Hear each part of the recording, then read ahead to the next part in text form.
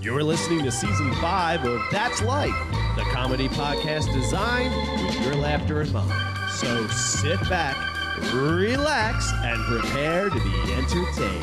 That's life. And That's what all the we're people back. say. Visit back. Yes, sirree. We are back with episode number 118. That's right, 118. That's a lot of episodes, Pete. Man. And as you can hear, we have Peter Von Longdonger coming to you live from the 215. Oh, yeah. And Here. and of course myself here coming from the Green Inferno that is Illville. We Pete and I both have the sniffles, so we apologize in advance. Yeah. It's some kind of gay allergy thing, I don't know. All right. But holy shit, it's fucking storming like crazy out there, Pete. What the fuck? Because it's like just a touch drizzly up my way. Like, No, dude, it's like fucking. not bad out here. It's like madness. It started yesterday, and I didn't really pay much attention. Because, they're like, oh, there's a tropical storm in the Bahamas. I'm like, there's always a fucking tropical storm in the Bahamas. I don't give a fuck. It's the Bahamas. The fuck's that got to do with my corrugation? But, and then yesterday I'm driving home from work. I'm like, man, look at all this rain and this storm. And I'm like, this is gay. I'm like, but this isn't so bad. They're making such a big deal about this. Like, no, this isn't the tropical storm. This is just another fucking storm system that's going to just shit all over us. I was like, oh, you're fucking kidding me. Apparently, it's now a Category 4 hurricane. Oh, it's gotten up to Category 4? Yes, Last because time it was it's 3. it just became 4 Nice. about 11 so o'clock. fast. Yeah, and it's just sitting there because of the two pressure systems. It's just sitting there moving at like 7 miles an hour, just fucking raping the shit out of the Bahamas. Just getting stronger and stronger. They're not sure if it's going to hit the East Coast or not. It depends on what this storm system that we're laboring under currently does. Okay. Whether it comes up and just pins us to the mattress and has its way with us, or it just spins harmlessly off into the North Atlantic, which would be better for everybody here. Yeah, hopefully, because I don't need more No. Jersey Shore destruction. no sandy part to it. And and the name it's Joe Quan. I say Joe Quan. It's Joe Yeah. Queen. Phoenix. But dude, oh my God, I was laughing my ass off. There's that picture, a meme on the internet, which shows its yeah. progression. It's like a younger Joe Queen All the Phoenix faces face. Up to the crazy bearded one. God, Yeah, I fucking love I that. saw that and it cracked me the fuck up. Oh, bless you, internet. You're so good. So good to us, internet. Oh, yikes. That's why we love you so much. I just give you a little more volume there, Pete. All right, cool. Oh, fuck. I was just thinking about giving you a little more volume. So you had to endure the Pope, who is just the yeah, hippest, cool. He's the dopest popest there is currently, or has been for some time. I survived Pope Mageddon 2015. Yeah. Enough did. I hear the people who were actually in Philly didn't mind it so much. They said it wasn't so bad, or something. Surprisingly, it was not as bad as I thought it was going to be, at least as far as getting around was concerned. But it also helped that somehow my machine ended up not getting scheduled that Saturday because a bunch of other people did get scheduled to work on Saturday. It's a miracle. Yeah, it was a real Pope miracle. It's a Popey miracle. But they SEPTA they shut down all the overnight stuff. And what sucked is that it changed The overnight every single stuff? day exactly what was going to happen. So we never knew from one day to the next exactly what things were going to be running or where they were going to be running. But or why when the they were gonna be overnight running. stuff? Hmm? Why the overnight stuff? That seems odd. I don't know. Because like Like, does the Pope It like went- come out at night to feed or something, and they don't want anybody getting caught? Or I think that's what it was. that'd be cool as shit. He's a Pope who's also a vampire. What? Pope Pyre. Who hunts other vampires? What? Oh shit! That Ira happened Card. to be Protestant. What? Undercover Protestant. Oh Might shit. have the makings of a really great Uwe Ball movie. Yeah, I think so. Oh, but anyway, yeah, you're saying so. Nighttime got shut down. SEPTA was gay.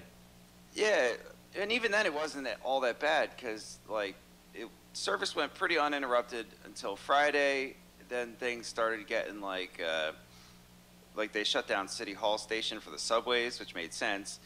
And all that meant was that the trains weren't going to stop there. The stations like surrounding it were fine, and then the further away from Center City you got, the more normal transportation was. And then Friday night, though, at 9 or 10 p.m., I don't know, I was working, just pretty much the entirety of anything that went near Center City, SEPTA related, just shut down. So that meant no subways, which was weird because normally the subways run all night Friday and Saturday night. So they shut those down, and there were no shuttle buses because they closed all the fucking roads. And so it was like, all right, well, how am I going to get home from work on Friday? And I was like, that's a long-ass walk. But then I was like, oh, but there's all these freaking security checkpoints all throughout the place. So even walking was like, you had to go through metal detectors and shit, and carrying all the box knives and tape measures and shit. Holy shit, forget about it. There's no way I would have gotten through Center City with all my stuff. So I was like, fuck. And when I thought that we were working on Saturday, my buddy Mike, I was like, hey, could I crash at your place? Because he lives north of there and, you know, wouldn't have to deal with that. He was like, yeah, man, no problem. Got to work Saturday anyway, so, you know, hang out, we'll have fun. So I packed an overnight bag, a laptop, and clothes, and all this kind of stuff, and this heavy-ass bag, show up to work. Get there, we're not scheduled. So Mikey was all like, sweet, going to my dad's, I'm going fishing in the morning. I'm like, well, I'm not staying at your house because I am not getting up at 5 in the morning with you to go fishing. Yeah, that's crazy. So I was like, but I still need to figure out how the balls to get home.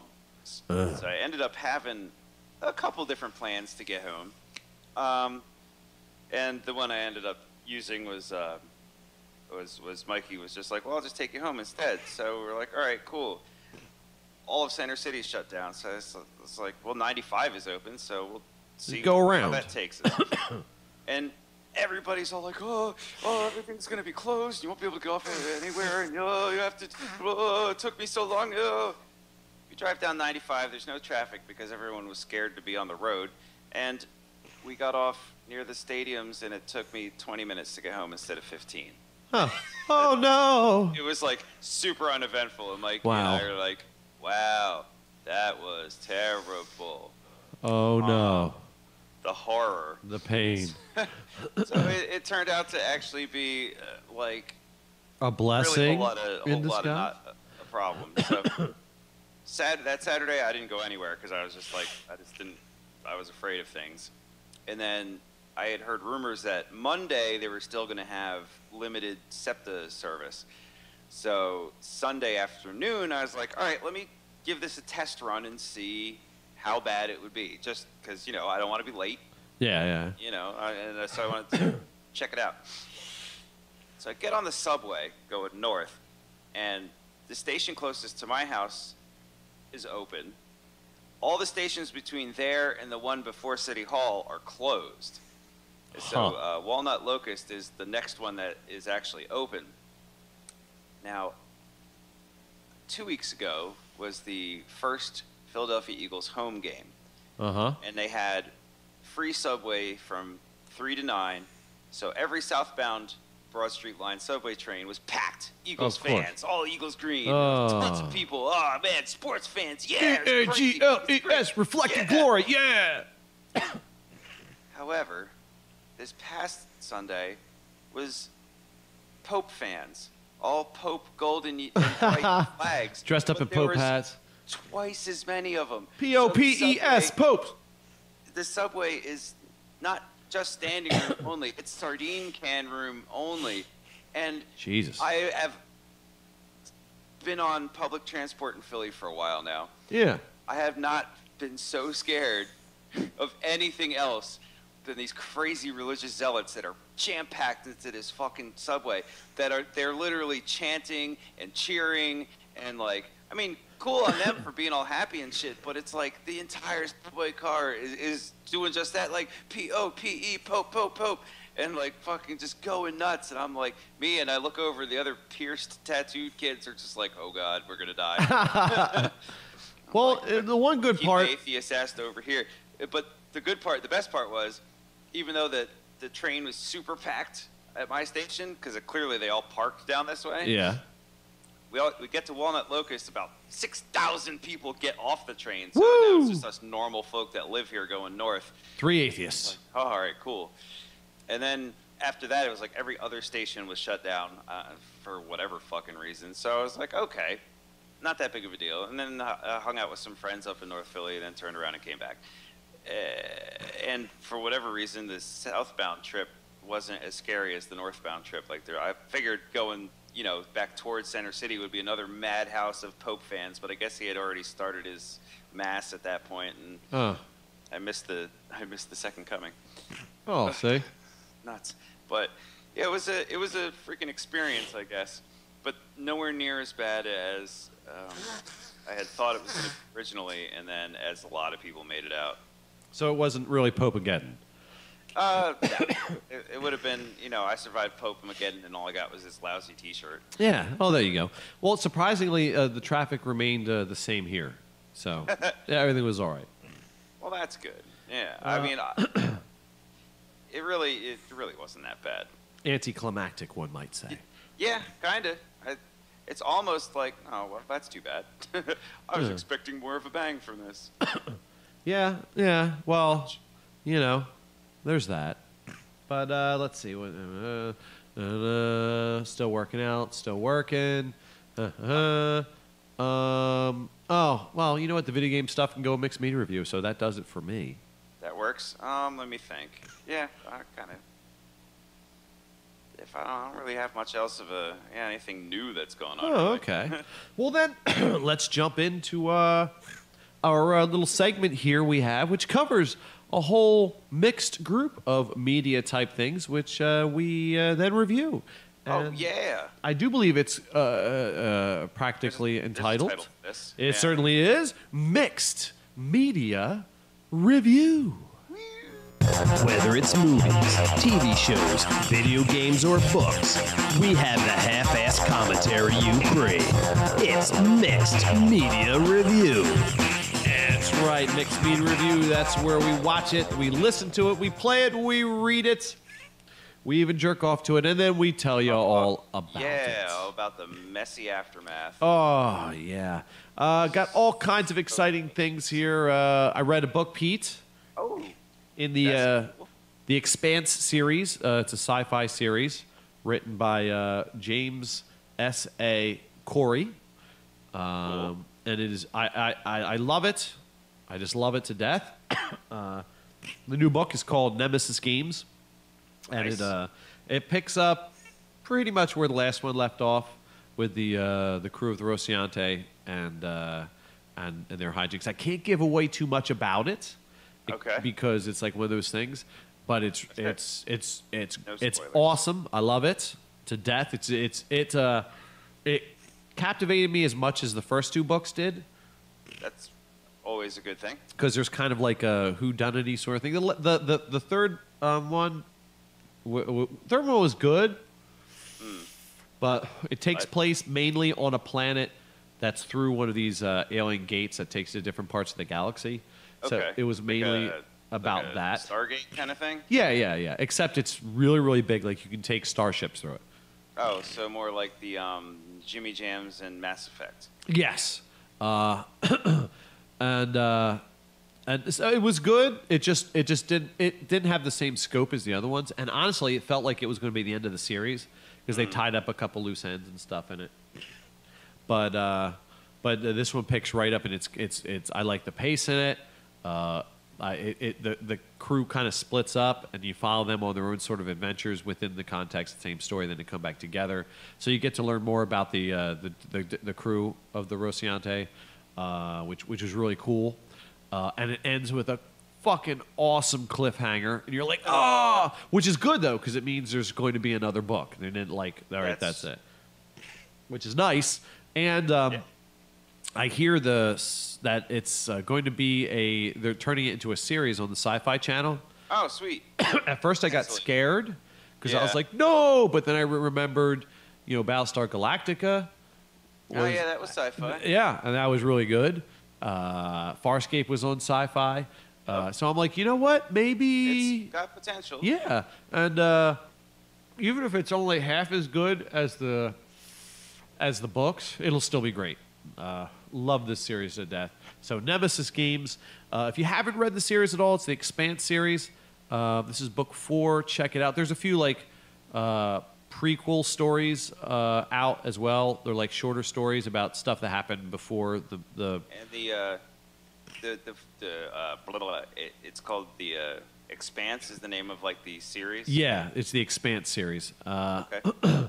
It's great, dude. Check it out. It's addictive. Once you get like maybe a chapter or two into the very first one, you Like, once you pop, you can't stop. yeah, you're just there's like mystery, because you start off, there's like this weird shit going on. You're not sure what's happening, and the two main characters it kind of follows is the crew, the Rociante and James Holden, who's the captain.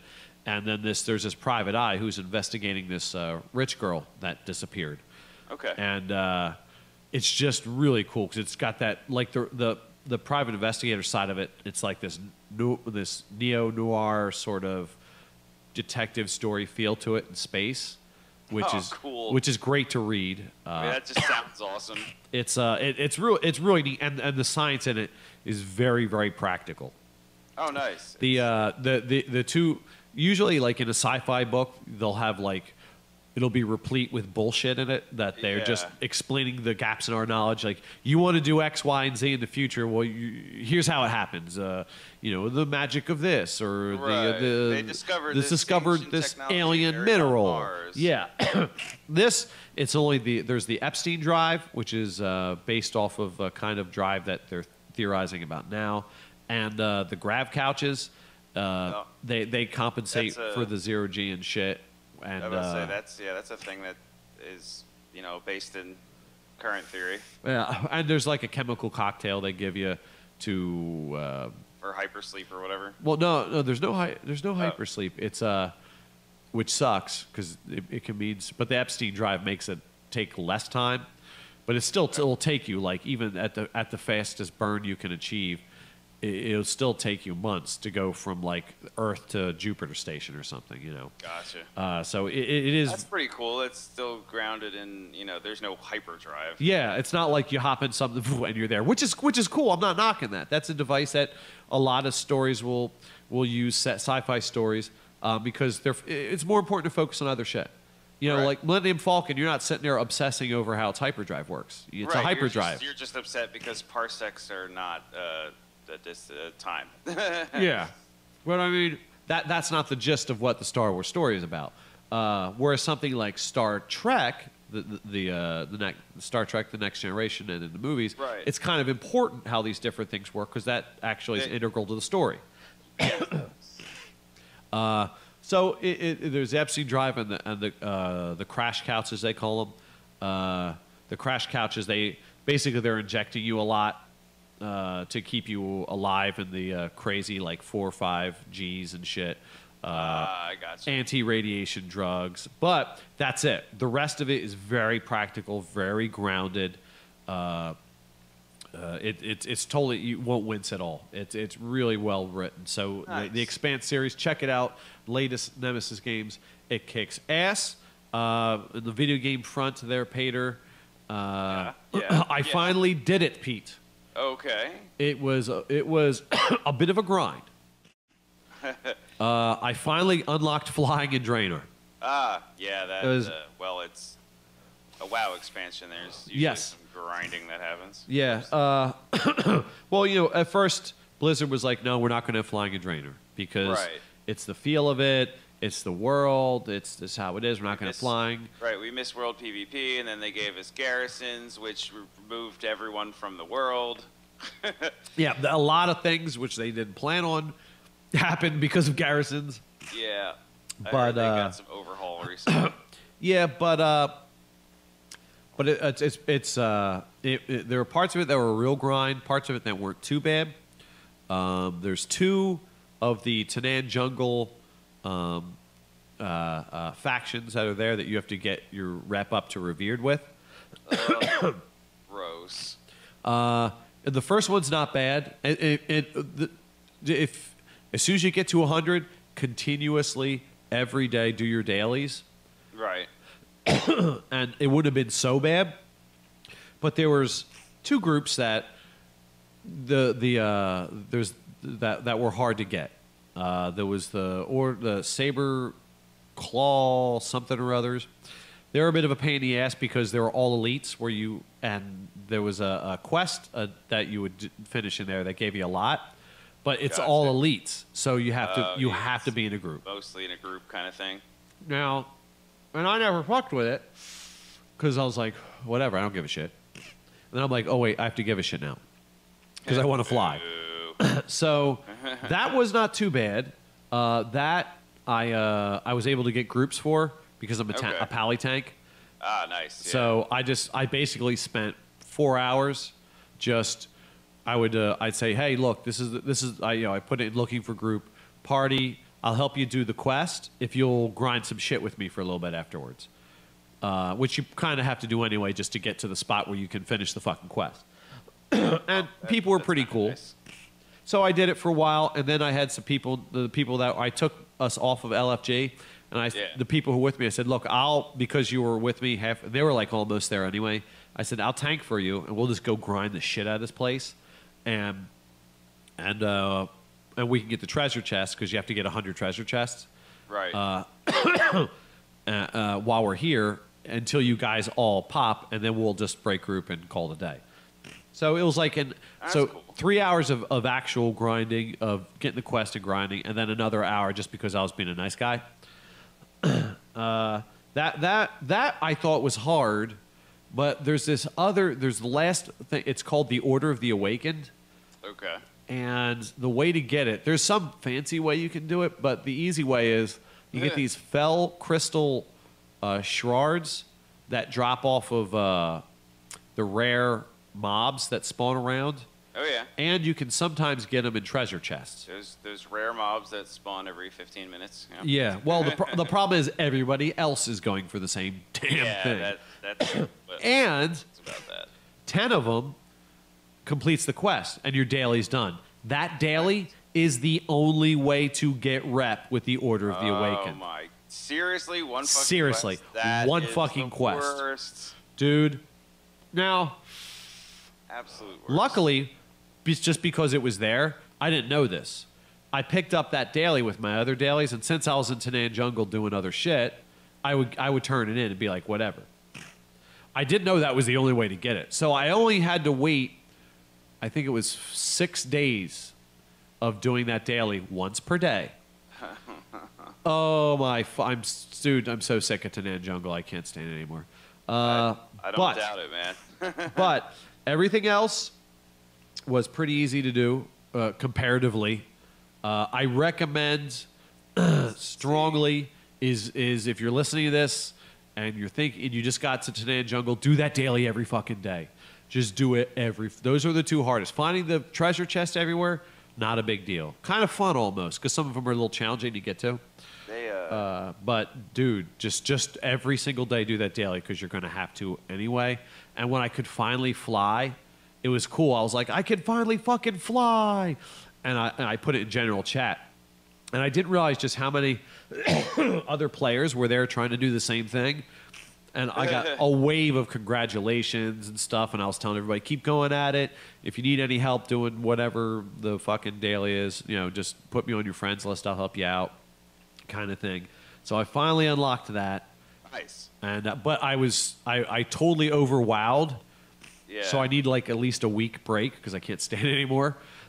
So, and Definitely don't blame you. the shipyard. The shipyard. To get it to level 3, so you can unlock the aircraft carriers to do even more quests and shit. Is that a garrison thing? Yeah. It's like an extension of your... there's a whole quest line you go on. It's kind of neat. Gotcha. But, I'm just fucking, I don't know. It feels poorly organized to me right now because you basically, you build a ship and it might be a regular a green, just like loot. Green, you could get lucky in blue, or you could get really lucky and it could be purple. Right. But the level of it determines how many slots are open on it. Slots for equipment and shit. All right, because I haven't played WoW in forever. Well, but each ship has to. You need to have certain skills on different ships. So when you send them together to do a quest, you need to be able to do a certain amount of overcome a certain amount of the challenges. So you crew it with your followers. Well, no, you can. They're different. They're not like garrison related followers. You can unlock them by doing other quests or discovering them through other quests. Some of the equipment you have to do other quests in other places or defeat certain things to get like the blueprints for the parts. But I'm not feeling. It just doesn't seem. Like your followers in your garrison, you can upgrade and you can choose the traits and put new traits in. I don't know how to do it. The UI is fucking clunky for upgrading the ships. It's not. If they just made it just like that, it would be so much easier. I don't know how to do it, and I don't know if it's because you can't, or so. I did a little research on Wowhead, and they said the way to do it is, they said just go build a ship. And if it doesn't have the traits you want or something, decommission it. Go build another ship. That sucks. Just random it up until you get the ones you want. And then, but the thing is, if you failed a mission, and for the shipyard, it's not like you just lose. No, the ship sinks. It's gone. Wow. So the stakes are higher. You can't just fuck up, or you just lost your ship. It's gone forever. So that's you actually, it. You risk losing resources and shit because of... Yeah, and again, I don't see what the big fucking payoff is with this shit. I'm not... Like, with garrisons, it's, okay, build up if you're an enchanter. Oh, you want your enchanting thing to be big, so you want to go through the quests, do whatever fucking achievements you got to do to build up that enchanting thing, because it's fucking useful. Yeah. And although it'll take you a little longer... it saves you money by either not going to the auction house to get the mats you need, or you can, if you already, you don't need the mats, you can sell them on the auction house and make money. One or the other, But I just don't get it from the shipyard. It's neat. I want to like it a lot. I don't even know how to decommission a ship. Like, you think right-click on it, there'll be a drop-down menu. Yeah, or no, like that. There's nothing. There's no buttons, nothing. Oh, weird. Dude, the UI on it is balls. It's that's when I gave up.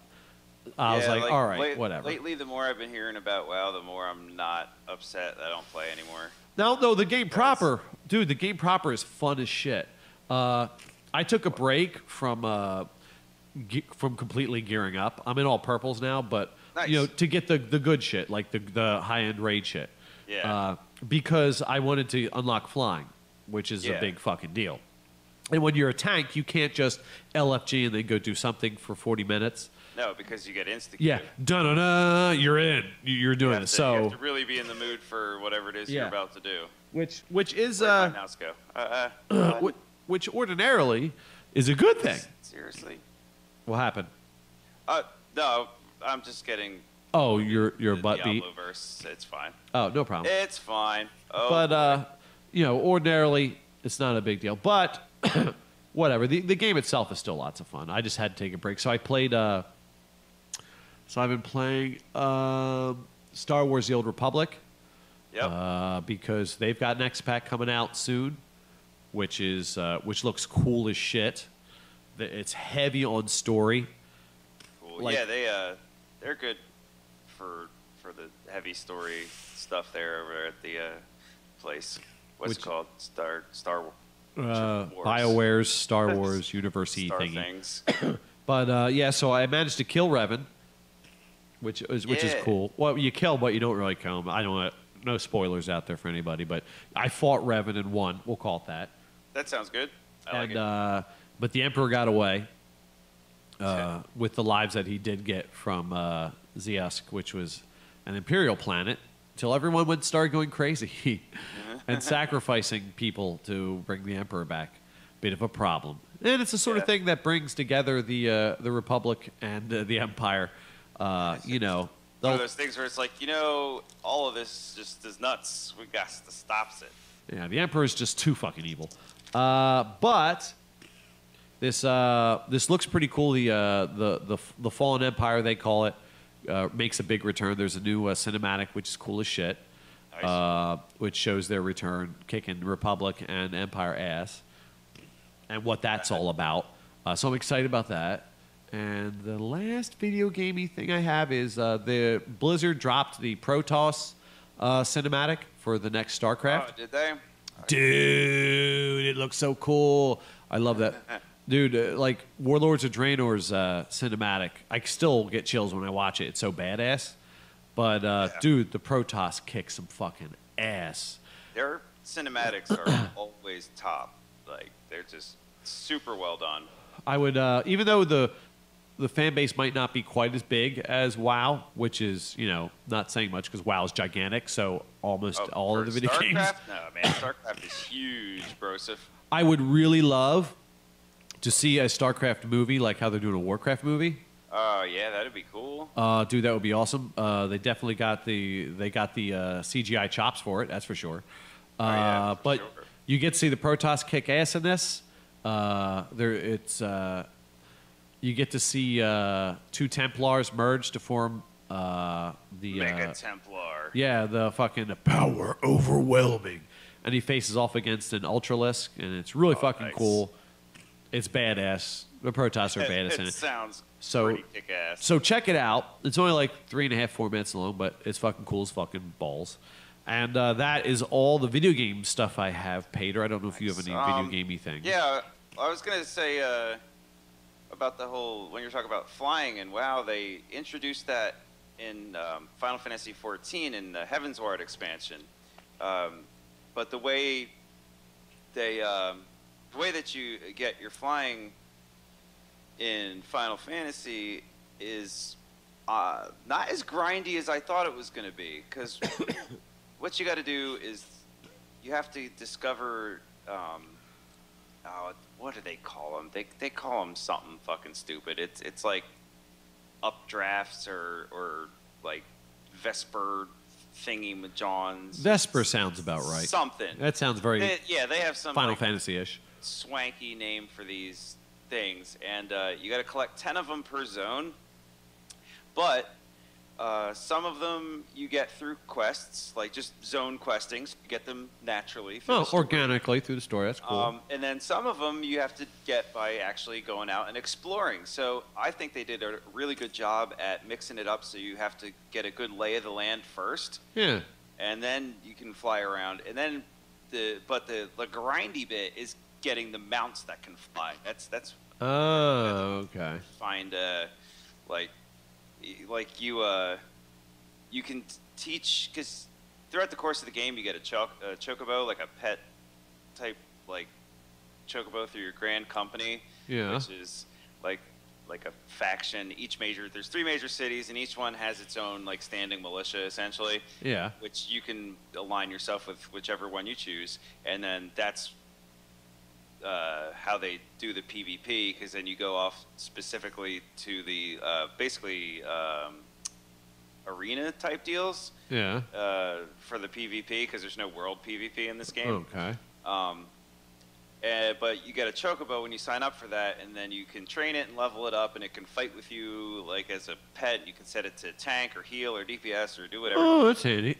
And then you can eventually train it to fly. You get a quest line to go do a bunch of cool shit with your chocobo, and it can fly for you. But then you can also get a bunch of other flying things. But when I saw they introduced flying it with this X-Pack, I was like, oh man, that kind of sucks, because I sort of like the whole idea of like running around the world. It gave me that vanilla WoW kind of splashes nostalgia. But they introduced it in a really cool way. Whoops. And there, let's turn the fucking weird ass game. Oh. But they introduced it in a really cool way, and so I like what they did there. WildStar just went free to play, so I might check that out again. Oh, did it? Yeah, this past Tuesday or something, the 29th. Oh, yeah. shit. Now so I might try it out again. See how that is. Doo-be-doo-be-doo-doo. I started playing Final Fantasy VII again, but I started streaming it with like goofy ass voices, and it was kind of a hit. So what I want to do is make like an actual series of just the story bits of it, like edit out all the random battles, and try and get some other people on board. I'm down. Interested. Yes. To do like crazy ass voices for the different characters and stuff, since there's no voice acting. And then depending on how well that does, try and do like different old school RPGs, like from the pre voice acting era, and try and make them like super ridiculous and fun like that, because I think that'd be fucking hilarious. I know that'll be hilarious. That's going to be fucking awesome. Yeah, so that's been an idea I've been kicking around. And then, I don't know, do I have any other... I don't know if I have any other, like, video game news. Oh, alrighty then. Movies I could do. I got a movie I watched. All right, what movie you watch? I'm, like, way late to the party on this, but I watched the Fast and Furious 7. Oh yeah. I was taunting Danielle the Awesome about that when she went to see it. Yep, because it just came out on like the Blu-ray or whatever the fuck, and it was Fast and Furious. They drove fast and furious, and The Rock was furious. And, I liked it. It felt a little long. It seems like a movie where everybody had fun making it. And it doesn't take itself quite that seriously, so you can, forgive its fastness and furiousness. Yeah, it was fun. It was over the top and ridiculous, and they had a really like touching little like in memory of. Oh yeah. Yeah. So I was like, oh, that's cute. They did a thing. Oh yeah, they gotta do something. And then, I watched it, but I'm looking forward to going to see The Martian. So next episode, I'll have like an intellectual flick to talk about. Same here. I'm pretty excited about it. Yeah, it's gonna be pretty fucking rad. I'm definitely. I'm a three of my favorite things: Mars, space exploration, and the book The Martian. That's based on a book. So I'm pretty hype about it. And Ridley Scott went to NASA. To find out, like for all the set design and stuff like that. Yeah. He actually went to NASA to get it as authentic as possible. Sweet. So like, a lot of the shit that we're going to see in this movie is like shit they're actually going to use for the upcoming Mars missions. That is so fucking cool. That's Ridley Scott, so it's going to be a well put together picture. Yeah. It's going to be. It's going to look amazing. Like because the cinematography is always really well done. This ain't a Michael Bay film. About Prometheus, it looked great. Yeah, this ain't a Michael Bay picture. No. So I'm pretty excited about it. It's going to really explode, and there won't be any Transformers or. No, there will not be Transformers. Damn, it's all to hell. But I just happened to see some films there, Pater. Since we're talking about good films, I'll go ahead and start with the good one. I went to go see that Black Mass. Oh, I can't wait to see that. The one, it's John Connolly and James Whitey Bulger grew up together on the streets of South Boston. Decades later, in the late 70s, they meet again, but by then, Connolly was a major figure in the FBI's Boston office, and Whitey had become a godfather of the Irish mob. What happens between them, a dirty deal to trade secrets and take down Boston's Italian mafia in the process, would spiral out of control, leading to murders, drug dealing, racketeering indictments, and ultimately to Bulger making the FBI's 10 most wanted list. One thing about Whitey Bulger that's true is his brother was a pretty powerful state senator, which is just crazy how that worked out. But the state senator himself, he wasn't any more dirty than any other state senator. The state senator is played by, of course, my Benedict Cumberbatch, the man. Oh yeah. Johnny Depp is as Bulger, and Joel Edgerton, who did a really good job as John Connolly. Kevin Bacon was in it, so Really? there's a connection. Yeah, he played the John Connolly's boss, immediate boss anyway. And then things started when his boss got replaced. That's when all the corruption and everything got exposed. And things start to fly apart. I can't say enough good shit about this movie. It was expertly put together. My dad saw it, and he grew up in Providence when all that was happening. So he didn't know all those guys personally, but he knew of all that was going down. He said it was like the movie was pretty accurate with a lot of that stuff. Yeah, the Irish American Mafia. That's always near and dear to my Irish fucking heart. But Depp totally nailed it. Yeah. Holy shit. Usually Scary. his shit's like over the top a little bit sometimes. Yeah, 'cause he's been real weird lately. But dude, it was just so much just from just with a look. Damn, dude. It's and the film is put together extraordinarily well. Is that gonna watch that tomorrow. what is that sound? I'm Saturday. hearing sound, Pete. It's like a crackling sound. What is that sound? Oh, I'm sorry. I'm eating Cheetos. Peter, I thought it was some kind of fucking. I'm like, what is it? Is that? I'm trying to mute my mic while I'm crunching, but Oh. But anyway, yeah. I thought it was static or something. Like, is that the storm? What the fuck? no. my bad. Yeah. So Black Mass, 2 big old thumbs up for that. It was a total bucket of win. Fucking some might call it a tour de force, if you will. And then I went to see another movie, which I thought might have been maybe not great, but might have been, like at least Hostel level interesting and Hostel, the first one, Green Inferno. Green Inferno. Yeah. I saw a preview, an ad, a thing for that online, and I went, okay. Yeah, because that was happening. It looks kind of interesting, as nods to the the crazy over the top kind of the Italian films that were made back in the day, like Grindhouse type pictures. Gotcha. With Blood like Cannibal everywhere. Holocaust shit like that, and it just there's very very blatant clumsy foreshadowing in it, like Scooby-Doo level foreshadowing. Awesome. And I'm like, and then there's parts of it which are like really serious and fucked up, and you're like, well, holy shit, this is really fucked up. And then there's like in the middle of it, there's stuff that's like stupid, like just really, just stupid shit that you're like Real out of place. yeah, you're perplexed, like,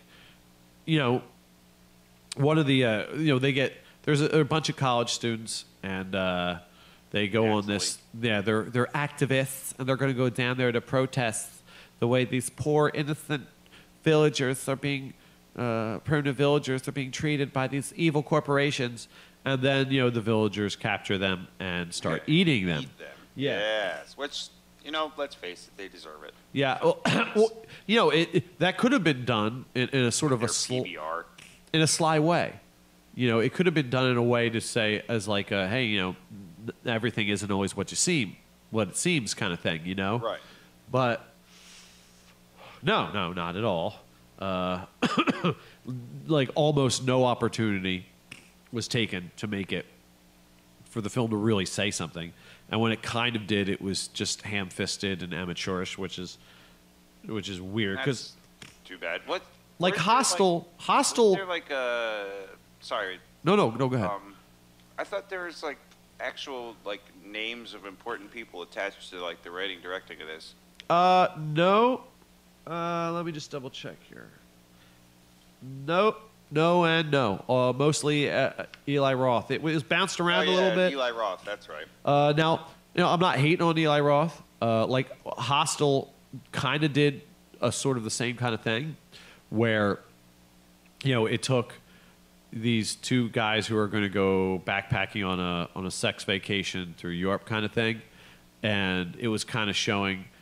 It was like almost like payback, America's all big and bad, but really, you know what I mean? It was but it did it in a little bit of a sly way, kinda, and it was just brutal. This was brutal and shit, but there was dumb shit in it. The fucking the one chick gets explosive diarrhea, and she's in the cage with him. So that could be like, you got people getting eaten alive and their eyes pulled out, and it's desperate and gritty. So, I was like, oh shit, this could be something really disgusting, and it could like add to the uncomfortableness of it. But instead it was done like a stupid, like a poop joke. Yeah, and all the villagers are all laughing and stuff. I'm like, what is happening here? What's going on? And then another one where they had a bunch of the one chick kills herself because she sees that they're going to be eaten. So like, what do we do? Right. And the one kid had like a decent sized bag of some super duper weed. And they're like, let's shove it down her throat so when they take her next to eat her, they'll get high. I'm like, they're treating her like a brownie. I'm like, that's the dumbest. And then the village eats her, and they're all walking around getting high and shit, and it was goofy and dumb. And then they're like, uh-oh, they've got the munchies. And then so they just eat a guy. Like, I'm like, it was so that's dumb. Dumb. Like, just dumb. Yeah. Like, just stupid dumb. And I'm like, what the fuck? There were a couple parts about it that were all right. He used actual villagers on location. It added to the authenticity of the gritty feel of it. That part was done really well. I like the camera angles. I like the lighting. I liked that it felt very grounded in reality when it wasn't doing poop jokes and stupid stoner humor jokes. But then that was it. Those two things happened within 20 minutes of each other. Yeah. And then it was back to grindhouse horror. And I'm like, what the fuck? What? Why? Why would you do that? It was confusing. But I don't know. Too bad. It's a shame because I think if he would have meant a little more hostile with it, if you pardon the play on words, I think it would have been a really, really fucking disturbing film, which is what he was. I would imagine the goal would have been, yeah. I don't know how this movie got an R rating. I don't know how it did not get an NC-17 rating.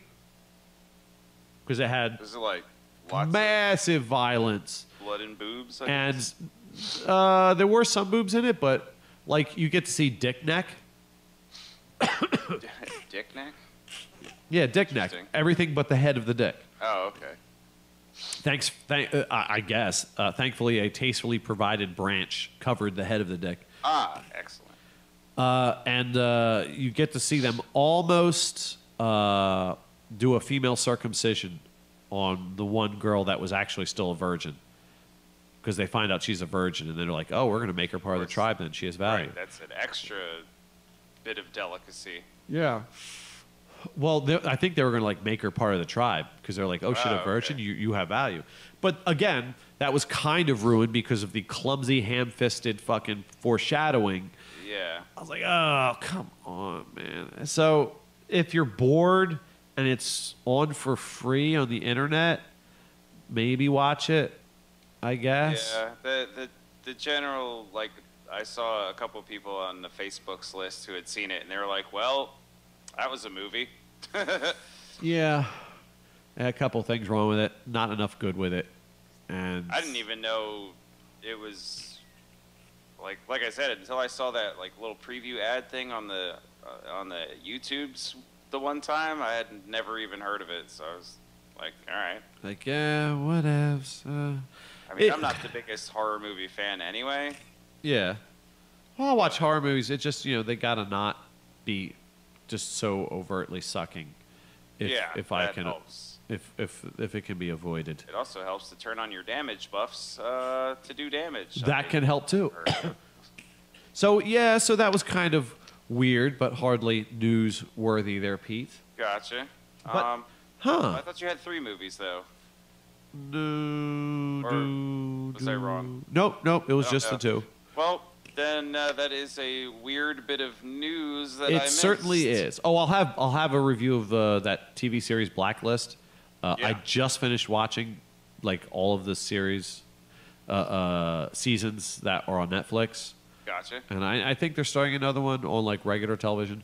I really like it, 98% of it. Okay. But because I wasn't sure I was going to be able to watch that last episode, I didn't prepare any show notes to it. So next time. Next time, Gadget. Yeah, because it is. The whole reason I started watching it is because someone said James Spader's character reminded them of me. And I'm like, I don't know if I should be flattered by that. Not sure how to feel. Yeah. But I'll put that in a review of it because it's worth a review. All right. It's actually pretty good. But yes, we do have a segment, Pete, Yes. where we cover news that is weird. Yes. And yes, it is we do. called... Oh, hold on. It'll come to me. Is it? Oh, shit. I don't know. Weird Weird news. Weird news. That's correct. Whether it's people eating Pete on eggs in China or a woman who discovers her second vagina, straight from the internet, it's Weird News. Yes, that's right. Some of which is brought to you by way of Chuck Shepard's newsoftheweird.com, some from the Smoking Gun, the Raw Story, Huffington Post, and some from random sorted APR news sources scattered throughout the interwebs. And one story from one of our listeners. So, always nice to have. With some listener interacciones. Oh, you gotta love it. Their first story is called "Single Arab Male." One of the Like long walks on the Casbah. one of the remaining 116 Guantanamo Bay prisoners, a man suspected of having been close to Osama bin Laden, has a dating profile on Match.com captioned. Oh, nice. It's captioned "Detained but ready to mingle." The man's lawyer, I like it already. Carlos Warner, told Al Jazeera America in September Muhammad Rahim al-Afghani has relentlessly proclaimed his innocence, and Warner released a series of charming letters from his client intended to humanize him. Al-Afghani commented on LeBron James, Caitlyn Jenner, the Ashley Madison website, and Right, for yeah. some reason, South Dakota. A bunch of topical stuff and And South Dakota, for really good like measure. South Dakota. I don't wait. No, what is it? Arab guy? Don't have a good Arab accent. Got nothing. What's with South Dakota? He's not good enough to be North Dakota? It's good. Me like. Why is not one big Dakota? But with the recent publicity, Match.com appears to have suspended his account. Aww. How's he gonna get a sweet date now? Yeah. He should have gone to OkCupid. They're not as discriminating. I just love Detained but Ready to Mingle. I just is love that pretty shit. Awesome. So he's a clever rascal. Next story. My That. job definitely keeps me detained. Yeah. Oh, yeah. Tell me about it. Al Jazeera. I was from Al Jazeera America, by the way. An expensive loogie. Adam Partridge Auctioneers in Liverpool announced in September that the equivalent of 10 grand would be the starting bid on a 2-pound mass of whale vomit. Wait. What? Hardened, Whale vomit, huh? hardened into a chunk by aging in ocean waters. It was picked up by a beachcomber in Wales. BBC News reported that a 6-pound hunk once sold for the equivalent of $150,000. Really? Now you're wondering what? Like what? Why is this valuable? Well, I didn't know until our news program is educational, Pete. We are the news after all. We're here to inform. Right. When it's aged into ambergris. The putrid waste product turns waxy and sweet smelling and proves valuable to high-end perfume houses. That's from the Washington Post. So ambergris is actually whale vomit that is naturally aged by the ocean from being a putrid, nasty, slimy thing into a sweet-smelling, extraordinarily expensive, very difficult and impossible to reproduce artificially perfume thing. Gotcha. Crazy, right? Explains a lot. So, see, we learned something. That is definitely some weird fucking news right there. Yeah, because I was like, Explains, what? The fuck? Why the whole whaling industry was such a big thing before people gave a fuck about the environment.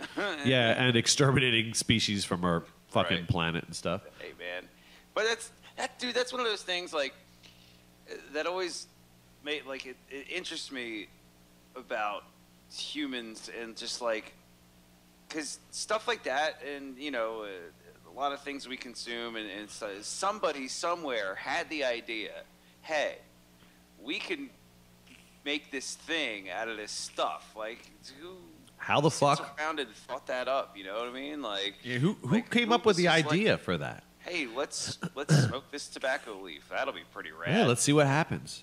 Well, they probably it was probably a bunch of sort of smart primitive people who got one kind of dumb person who was always eating the mushrooms, and were like, smoke this.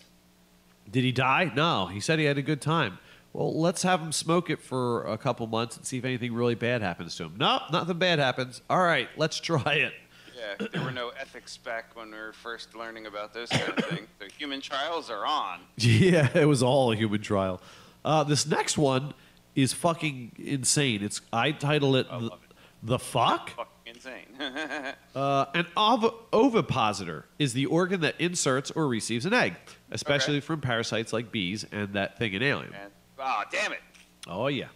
A spokesperson from a startup firm called Primal Hardware in an August interview with Vice.com. I already think this is going a weird direction. Assumes a human market for ovipositors and now is selling 2 hollowed-out tube models at $120 and $130, along with advice on creating gelatin eggs for insertion. The product, acknowledged the Primal Hardware rep to the Ware interviewer, can be off-putting to anyone who might not fantasize about being the willing or unwilling host of alien beings inside of them. That's from Vice.com. Yep, this definitely got weird. Yes. I actually was like, no. I actually saw this is like online. A legit fetish? Yes, I've seen this product. They had pictures. Yeah, it looks like a somewhat smaller version of the Queen Alien's ovipositor that lays the eggs. Yeah. But it's just the right size that you could jam it in a human orifice. And there's these gelatin fucking eggs in it, covered in slime, that are safe to be inserted into you. Jesus. Well, not me. Well, into a person. That kind of thing. Oh, it might be fun to do to someone else, but I'm just saying, I can't. Ugh. That's fucking weird and crazy, man. Yeah, that's a real thing. Wow. Holy fuck. So that's why I called it the fuck. People sit around and come up with this shit. Yeah. I blame the Japanese somehow. Yeah. Although there are, yes. Did you see that that the giant robot battle is on? No, they're doing it? Yeah, Japan made a response video, and they were like... Oh, yeah, I saw that response video. Yeah. That was cool as shit. Yeah, so nothing else yet about, like, the where or the when, but they're like, it's definitely on. Giant American robot versus giant Japanese robot. What could be better? My goodness, can't wait. Oh, maybe hentai cheerleaders. That'd be fucking awesome. Yeah. With ovipositors. We have a few variations on our dumbass criminal theme. A few specialty items. This one's dumbass counterfeiter. Pamela Downs, age 45, was arrested in Kingsport, Tennessee in July and charged with using a counterfeit $5 bill at a gas station. All right. A bill that was merely 2 photocopied sides poorly glued together with one side upside down. Downs explained... It gets worse. She doubles down on the dump. Downs explained as she was being cuffed, all these other bitches get to print money, so I can too. That's amazing. She had a defense, though, Pete. Okay, all right. She explained to officers later that she had read online that President Obama had made a new law allowing people to print money if they were on fixed income. So there you go. Oh, okay. Yeah. So Obama. That's legit. That's from the Kingsport Times. That's fucking awesome. This next one is dumbass policeman. Oh, yay. From way back in August, the Independent Police Foundation declared it excessive that police in Stockton, California had fired 600 gunshots trying to apprehend robbers of a bank of the West Branch in July of 2014. None of the robbers were hit, but one hostage was fatally hit by 10 police bullets. So 600 bullets fired, no robbers hit, 1 hostage killed, shot 10 times. According to the report, a few of the officers engaged in sympathetic fire, shooting merely because their colleagues were shooting, and since the sequence was chaotic, sympathetic fire occurred even though other colleagues were actually positioned in front of the shooters. That's from the Los Angeles Times. Dick buckets. That's insane. That's some dumbass Did I policeman. just get the... Yes! You did something good. Yeah, in the Diablo 3, I'm sorry to interrupt here, but in the Diablo 3... Well, we are live streaming, so, we have a foot in each world. Kind of what I'm doing. You can you collect these blood shard things by doing the Nephilim rifts, the greater Nephilim rifts. And I haven't really been spending them because I don't really play this game too often, but it's a great game to play while we're streaming because I can just not pay attention to what I'm doing and be able to focus on the show. So I'm spending these blood shards, and there's like a super low chance that you can get like the what's it called? These set pieces that are like the super epic level stuff. Sorry. It's weird because in Diablo they mess up the color scheme. So in WoW and most MMOs, like you have your grays and your whites and then your greens and blues and so on. Yes. Well, green in Diablo is like the highest tier instead of purple. It's like white, blue, yellow, orange, green in Diablo for whatever reason. So I have this wand that I've had forever, and it's part of a set. A wand and an offhand little orby thing. I got a wand with 2 offhand orby things. Oh, yeah. And since I've had this character, I've been trying to get the offhand from just like random drops, or you can spend these blood shards at this one vendor, and there's like a mega small chance you can get it through that. And I've been doing this for, I don't know, probably over a year with this character now. I just finally got it right now. So that's super awesome. And now I can like freaking slot it with a crazy awesome gem thing and like, slot that shit. Awesome. So like I was pretty stoked about that. So I now return you to our regularly scheduled nonsense. Oh, yes. Well, this next one's called Too Soon. And I knew that only Pete and I would probably laugh about this because it's kind of fucked up. Got to light the cigar here. Yeah. See, why can't I? Oh, God, that's actually a perfect pull on this. Oh, that's so gay. It's good. All right, that's fine. It's fine. It's fine. It's fine. Pete, it's fine. All fine. This one's called Too Soon. Because temperatures were in the high 90s the last weekend in August, tourists visiting the historical Auschwitz concentration camp in Poland were greeted with the showers with the sprinkler system, dousing them. It was intended as relief, said operators, to keep guests from fainting, but as one Israeli visitor said, it was a punch to the gut, too reminiscent of the Auschwitz gas chamber. Oh, that's funny. The Jewish prisoners had been marched so if we have some showers for you, calmly to their deaths under the pretense that they were only being taken for showers. Shit. That is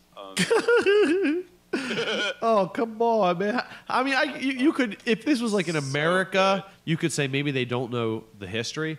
But it was Germany at the Auschwitz fucking memorial. fucking brilliant. So, when you have Auschwitz survivors going through and you turn on the showers, yeah, it is a little bit like a punch in the gut. That's from the Ynet News from Tel Aviv. Yeah, that's really funny. I'm sorry. It is. It's so fucked up. It goes around and becomes funny again. This one here is Jesus. This one's called Creepier Than a Brony. That's hard to do. Alexander Carlson, age 25, was jailed in Sanford, Florida. Yet again, Florida. Yes, Florida man strikes again. On federal child pornography charges, but also told agents that he explained it. He said he's a clopper. Hey, wait, he's a what? A clopper. Clopper, Pete. Okay. And right now, you're wondering, what's a clopper? Yeah, actually, I am.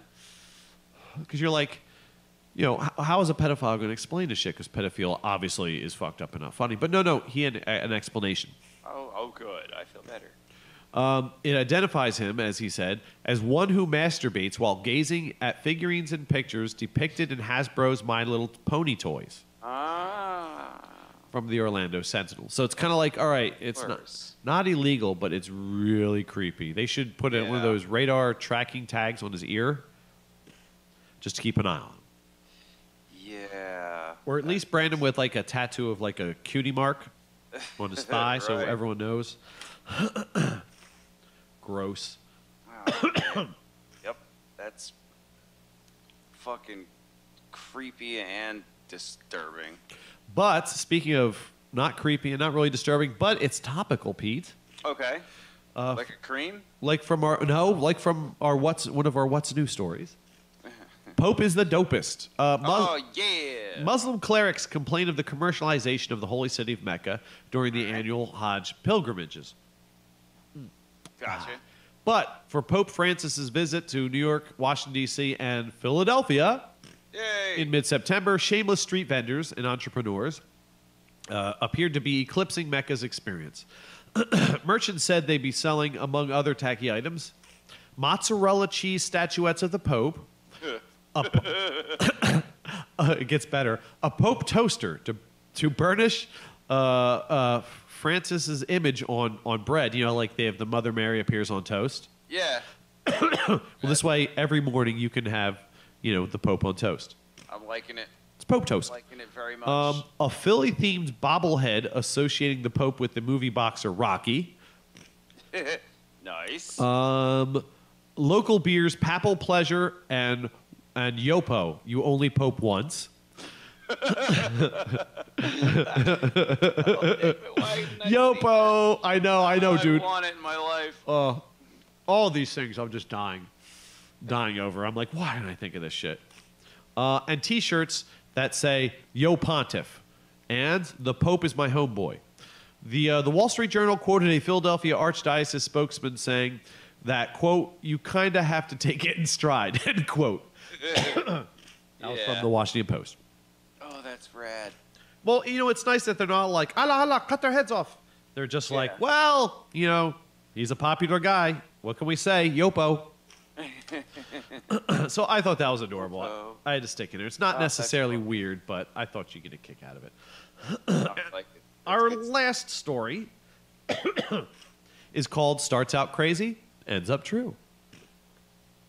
After two women accused Sheffield Village, Ohio attorney Michael Fine of hypnotizing and sex talking to them during office consultations, police and a county bar association opened an investigation starting way back in November 2014. Yes. Tobacco smoke, the only thing that makes the lungs stop. Though Fine was being consulted on a custody matter, he was secretly audio recorded, according to one woman's lawsuit, touting powerful whole-body orgasms and suggesting that he was the world's greatest lover. Among details, the client recalls only vaguely, if at all. So he really was hypnotizing them. The Bar Association later said as many as 25 women may have been victimized, though no criminal charges have yet been filed. Fine's lawyer said in August that his client had voluntarily given up his law license and was seeking medical help. That's really, really, wow. It starts off, you're like, yeah, right, whatever. But then it ends up, holy shit, they were telling that he was hypnotizing them and doing sexual things. I mean, that's the kind of that's the kind of weird shit you'd hear about on X-Files. Yeah, it's pretty crazy pants. Except, speaking of X-Files. Do we have an X-File? No. Something. Resurrecting. No, nothing. We will do that. Segment? I was actually afraid to do that when there was a storm going. Because if you remember what happened to the last one. Yeah. It was great. It was, dude, I think that was one of our shining moments of chemistry and content. And it was great. It was wonderful. And then it just disappeared into the ether. Yep. And I didn't want that to happen with a storm going. But I think we will, maybe in lieu of of a weird news, I think we will, especially in lieu to that Florida communications I've had recently. Yeah. I feel it's it's only fair. Gotcha. Now, soon will be the time. But yeah, we learned a lot today, Pete. In our in our episode 118, we learned about ambergris and what the fuck that is. Which is like, it's just, again, I am amazed at the sheer creativity of the human animal. Like, we come up with all kinds of like crazy someone said, stuff. "What's that?" It's whale vomit. Well, it's gross. Sweet, What's it let's smell rub like? it on ourselves after 10 years. Well, Let's see what happens. it smells like shit. Well, let's put it back in the ocean for a few years. Wow, it Yeah. smells great. This is amazing. Yeah, I go monkeys, you clever rascals. We learned about ambergris. We learned about what a clopper is. Mm-hmm. Yep, those sick fucks. We learned about the Pope's visit in Philadelphia, kind Yep. of. Which is, again, not as bad as I thought it was going to be, but it could totally have been. I should have got some swag, man. Yeah, it sounds like there's some pretty cool shit out there. I would get the Pope toaster just because it just sounds funny to me. It just That's awesome. it's just cute. We learned that sometimes lawyers can hypnotize women and do sexy things to them. Yep. That's apparently a thing. Oh no, but X-Files, what I was talking about, Yeah. I almost forgot, Oh, yep. is the X-Files series is coming back. Yeah. And they released 2 teaser trailers. I haven't watched either of them yet. I didn't know there was 2. I knew about the one. Yeah, there's a slightly longer one. And and they tease at the smoking guy. Ooh. Oh yeah. I'm so stoked for that. And other little like tidbits from the series Yeah. showing kind of cool shit happening. Nice. And Gillian Anderson is still Smoking hot. scaldingly hot, just milfing it up. Jesus Christ! I know there's probably a less sexist way to put it, but you know what? There's nothing offensive about admiring someone's level of milfiness. Maybe there is. I don't know. No, I didn't think so. But holy, yeah, wow. Yeah, she's still she's gotten hotter somehow. I don't know. You know what they say, the older the berry, the sweeter the juice, Pete. Yeah. But yeah, so there's that. Well, we learned all kinds of stuff, Pete. Which Yeah. Which- I feel educated, informed, filled in. Yeah, and, see that? all flavors of entertained. yeah. And that's what we try to push for in our season in the latter years of our season 5. Yeah, man. All that good feelings, the good Yeah. energies. Yeah, that's what I'm talking about. Which brings us to you've been listening to That's Life. That's like Oh, Baby Boy Production, episode number 118. And thank you so much for listening. You can listen to many of the season 2 through season 5 episodes, Pete, for free. at our YouTube channel, youtube.com/That's Life Podcast. That's youtube.com/That's Life Podcast. And we also just happen to have a Facebook page, don't we, Pete? Snap. We do have a Facebook page, don't you know? So tell them about our Facebook page. Well, ladies and gentlemen, if you head on over to www.facebook.com/that'slifepodcast, you will find yourself a wealth of knowledge and entertainment and hilarity that, you believe this or not, you can actually share this crap across the internet with What? your friends, your family's friends, and your friends' family. Holy shit, how much does it cost? www.facebook.com/that'slifepodcast is your source of just daily hilariousness. You get all kinds of updates of funny shit we find around the internet, when we're going to record new episodes, when those new episodes are posted, where you can even find those crazy episodes. Remember, kids, www.facebook.com/that'slifepodcast. Go there. If you've enjoyed what you just heard, And I hope you have. be sure to tell a friend, neighbor, or coworker and help us to spread the laughter as far as we can. So, from all of us here at That's Life Podcast, this has been Pete. And Carl, bidding you an adieu, and a gross ovipositor adieu.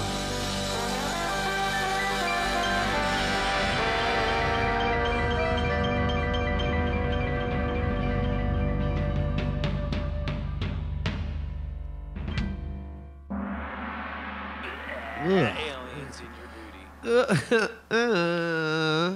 booty. Booty aliens.